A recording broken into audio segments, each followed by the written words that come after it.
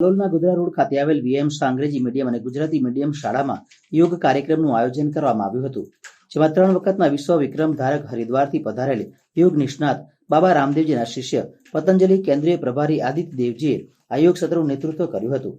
જેમાં યોગ દ્વારા ધ્યાન, એકાગ્રતા, માનસિક શક્તિ વધારવાની અને સ્વસ્થ જીવન જીવવા માટે યોગના અસંખ્ય લાભો અંગે માહિતી આપવામાં આવી હતી.